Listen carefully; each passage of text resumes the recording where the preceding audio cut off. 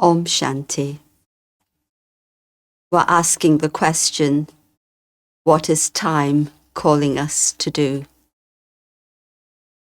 You know, in the Chinese language, there's a character, and that same character means crisis, and in another context, that character means opportunity. And certainly, we know there are many crises that are happening in the world at the moment, multiple crises. But it's up to us to transform that into possibility, into opportunity. Sometimes people ask the question, where is God in all of this? Why is this being allowed to happen? But I would say, where is humanity in all of this? What have we created that has brought us to this state of crises and suffering? And so I feel that what is needed very much now, two things that come to mind very strongly. First is that we need the consciousness of non-violence. Secondly, we need connection, because both of these things have been lost from human life. Non-violence, because there's so much violence within human consciousness at the moment, whether it's anger, greed, fear. It's a violence.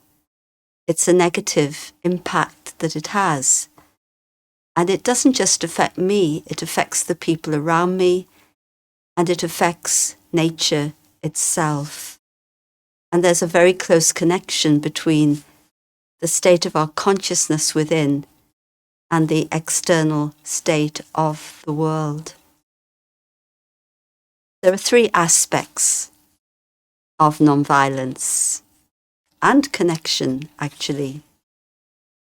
And these are the inner, the outer, and the third, atmosphere. So first of all, non-violence on an inner level is also about connecting with my true self.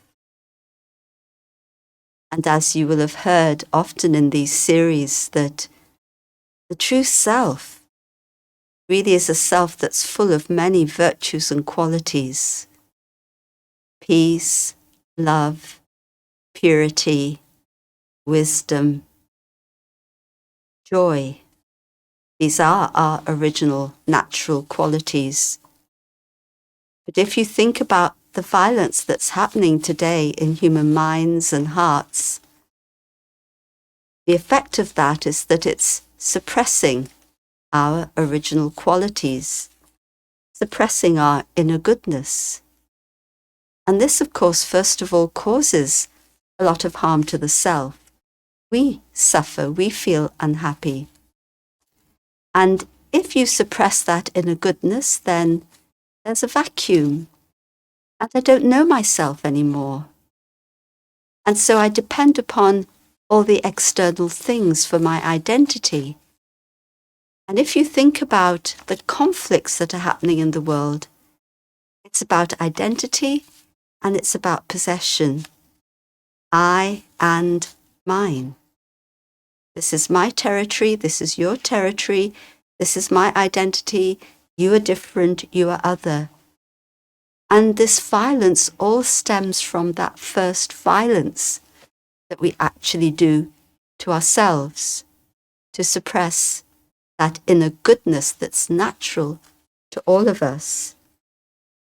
And in terms of outer action, then of course, if we begin to act in a way that does not cause harm, actually the word ahimsa, which is usually interpreted as non-violence, it means not doing harm to the self, to others, to the creatures around me, to the environment.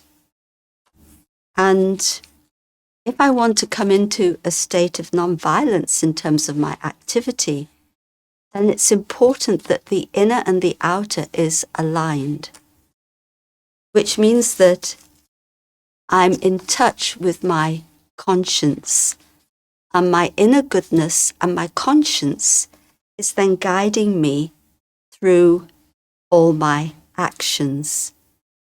Because we mustn't just think of action alone. It's important to think about the consciousness and the intention behind the action, because that has a big impact. And of course, this is why so many people today, and of course in the Brahma Kumaris, for example, we have a vegetarian diet, many are vegan. We don't want to cause sorrow to nature itself, and to bring back that relationship of respect, which has been lost. It's been replaced by exploitation. And also, of course, in terms of non-violence in action, it's about the decisions that we take.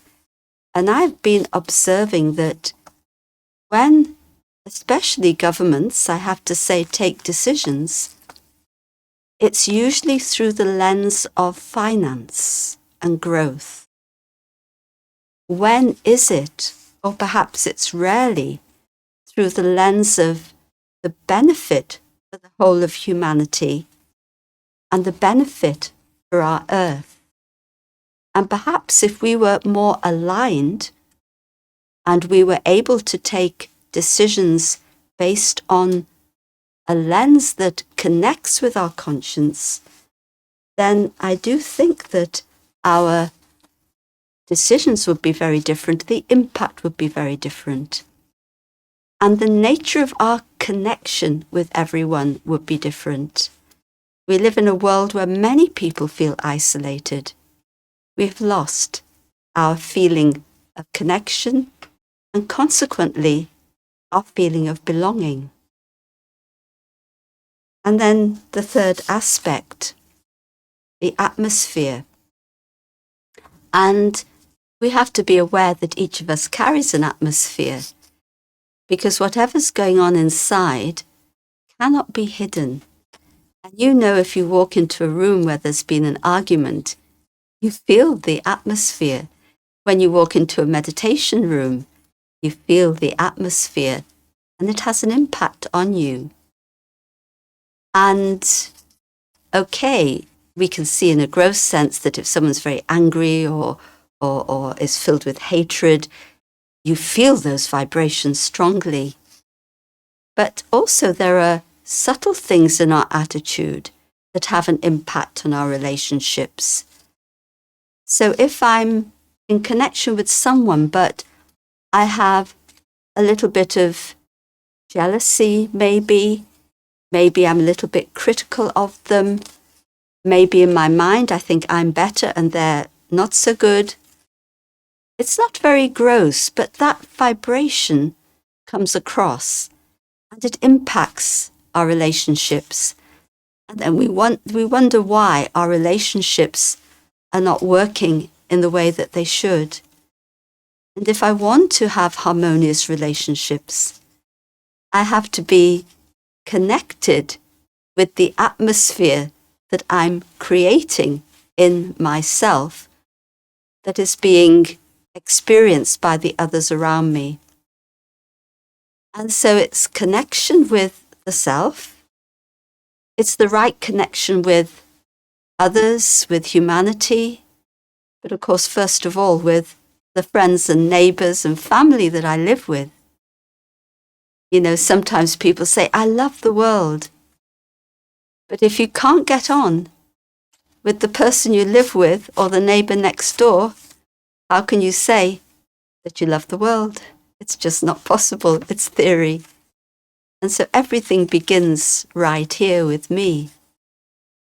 But of course, the most important connection that we have forgotten, or perhaps forgotten in many areas, is the connection with the divine.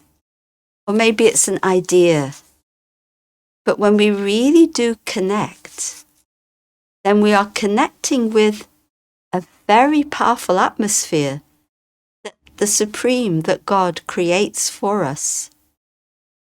We think of the Supreme as an unlimited source of love, of truth, of strength, of happiness, and of peace, of course. And so when we connect with that atmosphere, it gives us deep feelings that we can then take into ourselves, and it can help to wash away the negative feelings that we may have been holding, because these beautiful feelings that we experience from God are so much more pleasurable. And I really believe that this is the connection that's so needed.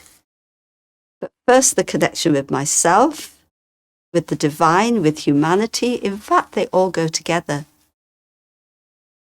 And if we were to have this connection, and if we were to allow that atmosphere to come into the world, then we would be able to become instruments to uplift our world.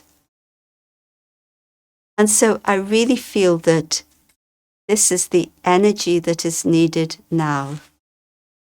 The energy of non-violence in thought, in attitude, in word, in deed, and connection. Connection with the self, connection with humanity, and connection with God. And then I think we have a chance of a flourishing world again. Thank you. Om Shanti.